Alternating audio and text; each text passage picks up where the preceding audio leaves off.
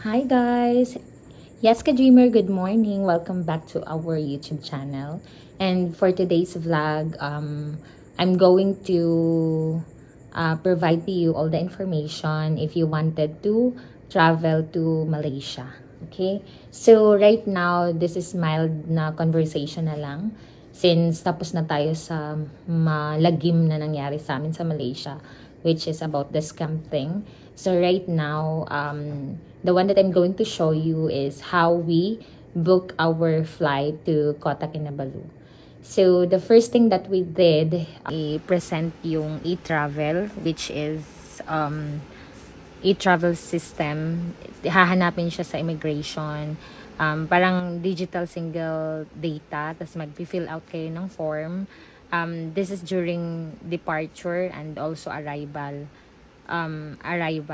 from other country to the Philippines. Yan yung kailangan natin sa immigration is etravel.gov.ph. Alright? So, aside from this, we need also to get the MDAC or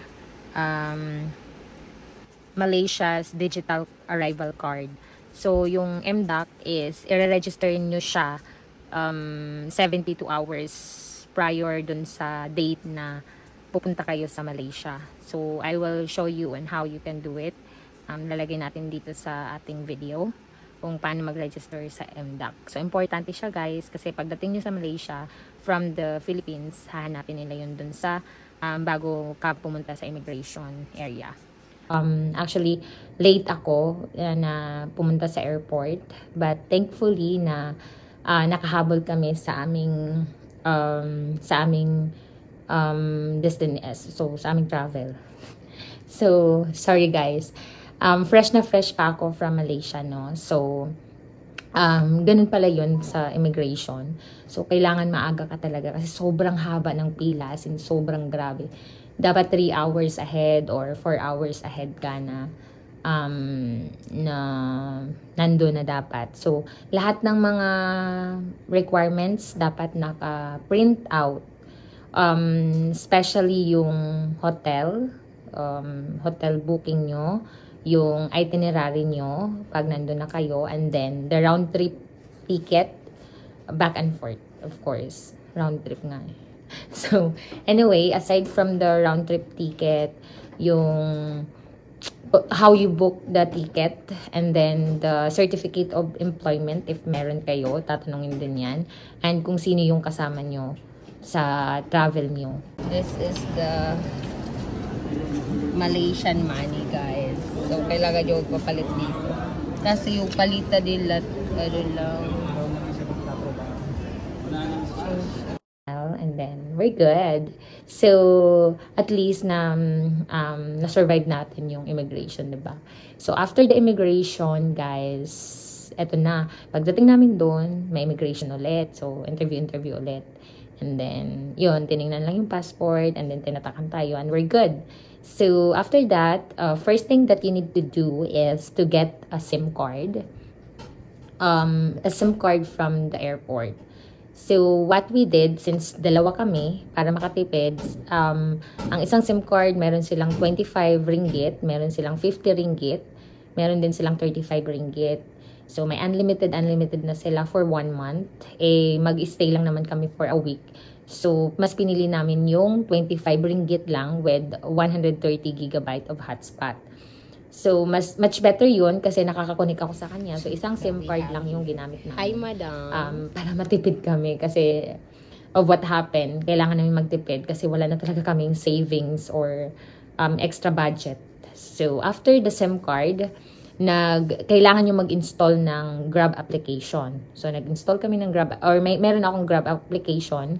Mag-connect na lang kayo sa Wi-Fi or anywhere. And then, we book a Grab from the airport to Ming Garden Hotel. So, how much the cost of the booking? Just 11 ringgit lang yung binayaran namin. So, the 11 ringgit from airport to hotel, and napaka-accommodating ng mga person dun sa hotel, guys. And sobrang friendly nila since foreigner tayo sa lugar nila. So, welcome nila tayo. And they know all the teleserye, which is the Pangako Sa'yo. Nakakatuwa naman at alam nila yung mga teleserye sa Pilipinas. And then, after that, we already nag-rest na kami.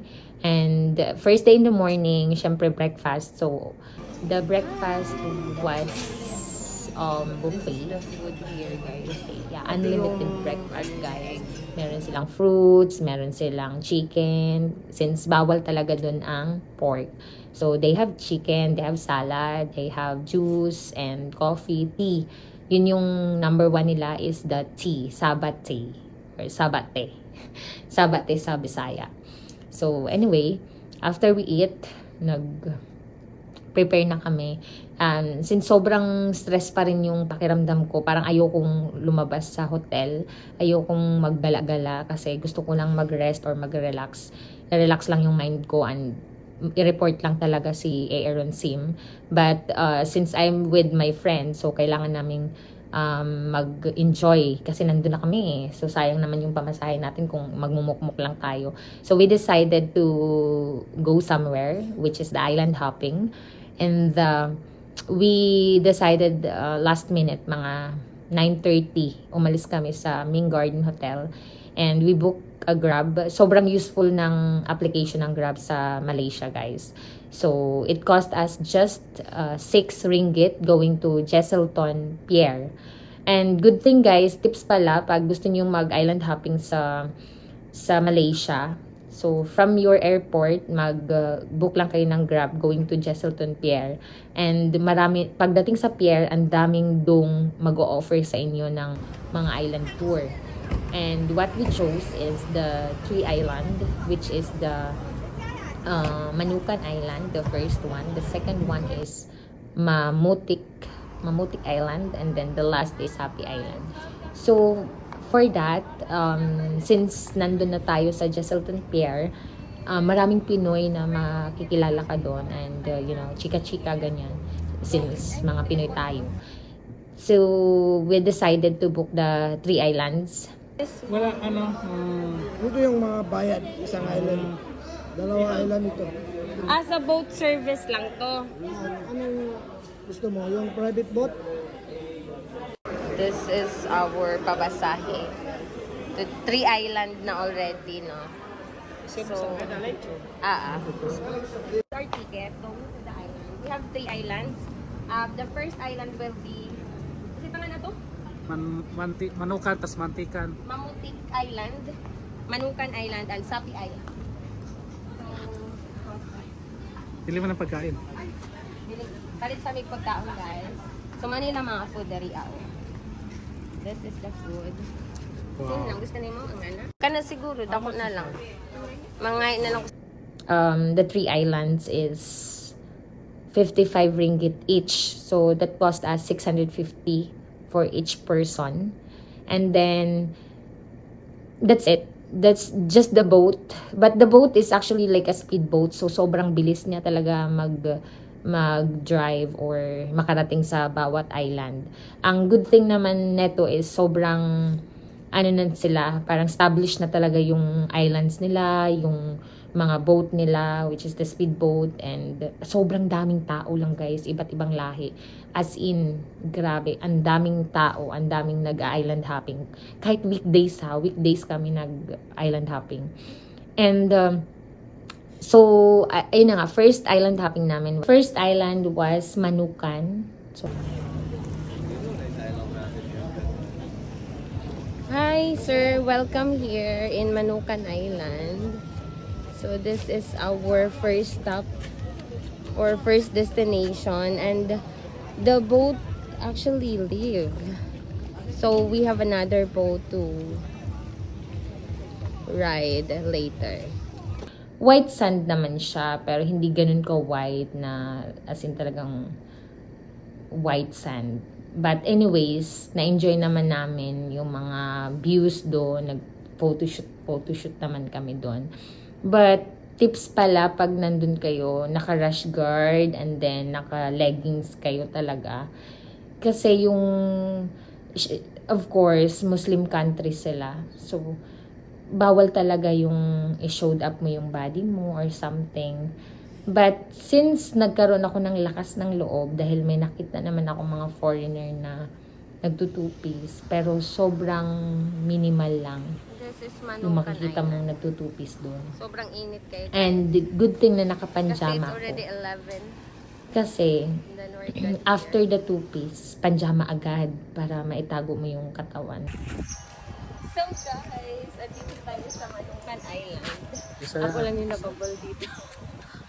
Sila. Magpanjama tayo otro guys. So maghahanap tayo ng, wag mo kang patayin. Ng iba pa nating picture. Let's see.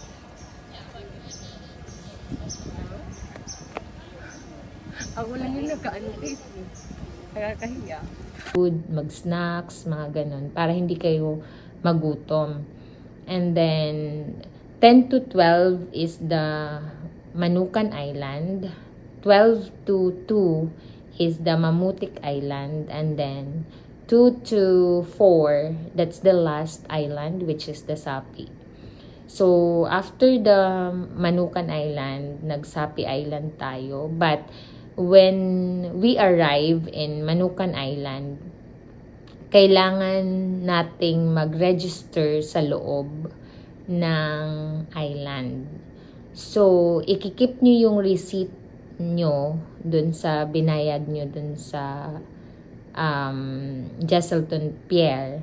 And then, pagdating nyo dun sa Manukan Island, may entrance fee, which is the amount of 25 ringgit per person. So, that will be cost of 300 pesos. Diba? Yung 25 ringgit na yon, that will be included na sa 3 island. Yung receipt na yon, kailangan yung i-keep yon. Ayokong mabash. Pero grabe ang init. Saan ka? Malayo ka? Malayo gusto mo?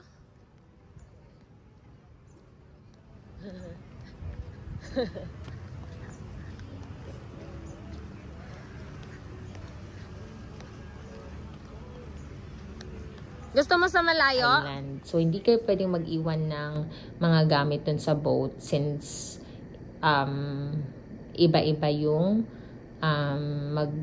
magpipick up sa inyo. So, we're here na in Mamutik Island, guys. As you can see, sobrang dami ring tao dito. Grabe no, parang every... Weekends ba ngayon? On time sila pagdating sa pagsundo sa inyo. And then, after the Mamutik Island, since nag-tour-tour lang tayo doon, nag-photoshoot, and then konting kain, ang dinala lang namin is water and chips lang. And then, nag-relax lang kami doon kasi sobrang init talaga. Wala siyang masyadong yung impact yung mga beach nila. Parang mag-relax ka lang talaga, parang mag-unwind ka lang.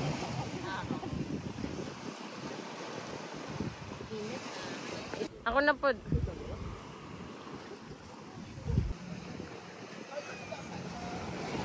Destination was Sapi Island. So, dun tayo nagtagal. Mga 4:30 na tayo nasundo ng boat natin. But anyways, na-enjoy namin yung Sapi kasi since that's the last island na itutour natin. So, in-enjoy na lang namin yung place. Pero hindi, parang lang siya eh. Parang pupunta ka lang dito, tapos dito lang. Diyan lang. Ganun lang yung island hopping nila.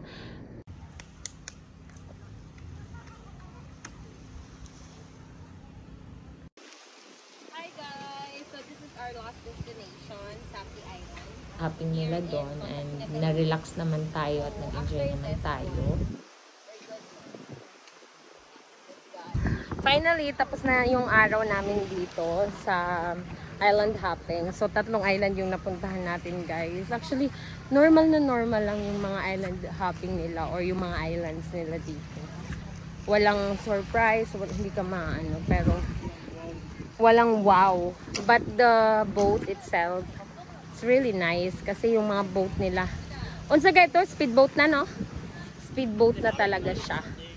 It is the amount of 55 ringgit per person going here. Nag walk kami the entire city ng Kinabalu. So instead of us book a Grab, what we did is naglakad lang kami from Jesselton Pier going to the seafood thing. So dun kami kumain sa restaurant. Yung kakainin nyo doon is buhay pa siya na seafood, and then sila yung magluluto. So magmimili lang kayo ng gusto nyong how you wanted it to, cook the food, ganon. So kakaibang experience din, ganon, yung seafood nila doon. And then after the seafood, nag-ask kami if saan kami makakahanap ng police station para i-report nga yung nangyari. And yun, nakahanap naman kami ng police station. Doon kami nag-explain what happened, and sila na yung nag-asikaso sa amin and all. So anyways, the entire island hopping was good. Na-relax kami and everything was great. Okay? So thank you guys for the love and support. I hope you're going to watch all the videos na i-share namin sa inyo during our Kota Kinabalu climb. So ipapakita ko rin kung how beautiful talaga the mountain is. Sobrang solid. Sobrang the best experience. Up until now, I can't imagine na nakit ko siya. So, very thankful talaga, and thank you, Lord, for your guidance and protection. Even if ganun yung nangyari sa amin, but lesson learned na huwag ka talagang basta-basta magtitibala. Lalo na pagdating sa pera. Grabe. So, thank you and God bless. Bye-bye. That's a wrap. That's a wrap.